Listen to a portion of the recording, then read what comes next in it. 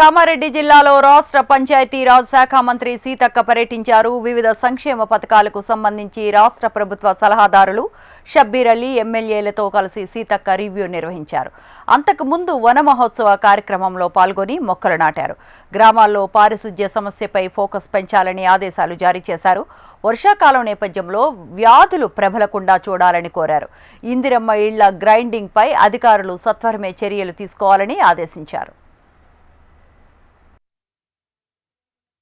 ముఖ్యంగా సీజనల్ వారీగా మన పబ్లిక్ ఏం అవసరం ఉంది, అదేవిధంగా తక్షణంగా ఏం సమస్యలు ఉన్నాయి, వాటి పరిష్కారం కోసం ప్రభుత్వం నుంచి కానీ జిల్లా లెవెల్లో మనం ఎలాంటి ప్రణాళికలు తీసుకోవడం జరిగింది, వాటిలో ఎంతవరకు మనం సక్సెస్ అయినాం, ఇంకా చేయాల్సింది ఏముంది మరి అనేటువంటి అంశాన్ని కూడా ఈ రివ్యూలో మనం తీసుకోవడం జరుగుతుంది.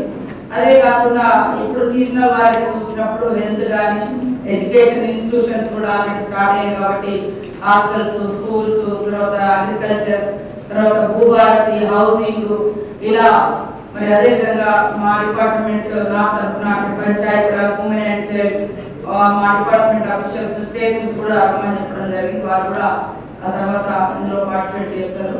ముఖ్యంగా అధికారులందరికీ కూడా ఒకటే విజ్ఞప్తి, మనం మనసు పెట్టి పనిచేస్తే చాలా అద్భుతాలను సృష్టించగలుగుతాం. రొటీన్ గా పనిచేస్తే పబ్లిక్ లో అంటే మనం అనుకున్న మార్పు రాదు, సేమ్ టైంలో మనకు కూడా సాటిస్ఫాక్షన్ అనేది ఉండదు. కాబట్టి ఒక మానవతా దృక్పథంతో మనసు పెట్టి ఏ పని అయినా కూడా చేస్తే ప్రతిదానికి పైనుంచి ఆర్డరే ఉండాలి లేదా మనసే రావాలి అనేది కాకుండా కొంత చిన్న చిన్నవి కూడా కొత్త వెలుగునిచ్చేటువంటి అనేక అంశాలు కూడా ఉంటాయి.